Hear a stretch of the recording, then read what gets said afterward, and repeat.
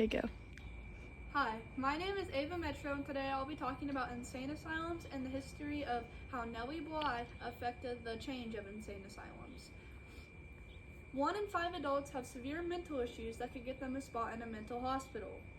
Today, I'll be speaking about Nellie Bly, how she was a brave woman, and how she went undercover and made many new discoveries. By listening to my speech, you'll learn interesting facts and have a personal perspective on how life was back then for people who were mentally ill. The sources I used in this speech are www.nlm.nih.gov, www.psychiatrist, and I also use blogs.gov. I also learned information about this speech by reading Nellie Bly's book 10 Days in a Madhouse. By reading that book, I learned her personal perspective as well, which I'll be talking about in the speech. You can get that book at your public library downtown. The history. Insane asylums have been running since 1752, but they didn't necessarily start helping people until 1817. It first started out as a religious aspect, and it was very, very bad, with misunderstandings that they were demonic, not mentally ill. The nuns at the time treated them very badly, and it was all through Catholic Church. The nuns were very, very angry at all the mentally ill people, and they treated them through harsh punishments as making them pray hours at a day, never leave the church, and locking them up in rooms.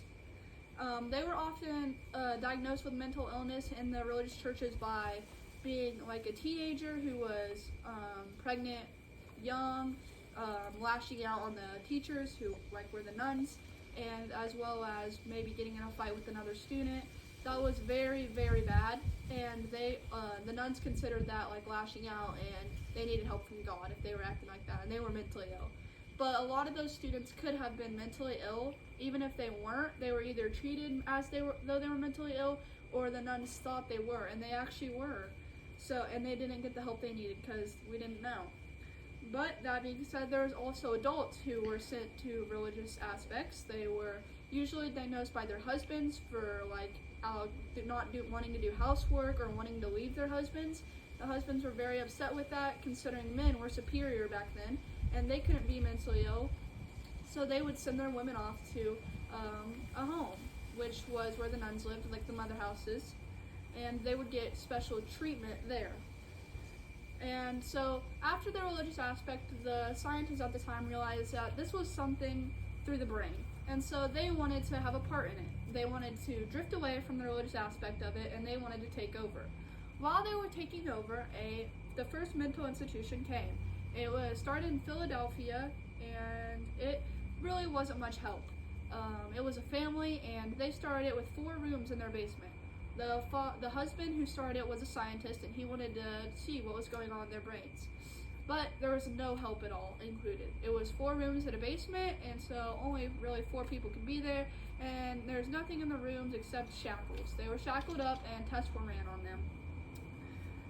Through time, it started developing into mental institutions as they knew it, which was still bad.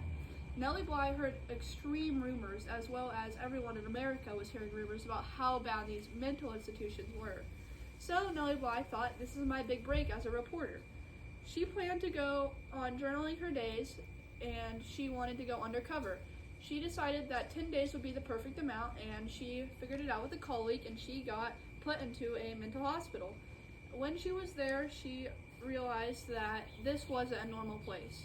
She was supposed to have a short little paragraph in a article. It turned into a book, and that book was 10 Days in a Madhouse. In that book, she talked about how she was raped, sexually assaulted, and how there was many beatings, and they were not given correct medicines, correct amount of food, and they were all very mentally abused. And she also realized that the people in the insane asylums weren't mentally ill. Almost 99% of them weren't mentally ill, and they also couldn't speak English. A lot of them were immigrants sent there, and they're just outcasts, not mentally ill. And so when she got out, it was really hard because at first she was having mental warfare. She was really traumatized by what had happened, and she really didn't know what to do. But she did have her journaling article, and so she turned it into a book. A couple months later, that book got published, and it went viral. Everyone wanted it, and everyone was reading it, and even the Supreme Court got involved. because the Supreme Court got involved, they sent more funding, they sent the correct type of nurses to the insane asylums, and they also were no longer insane asylums. They got labeled as mental institutions.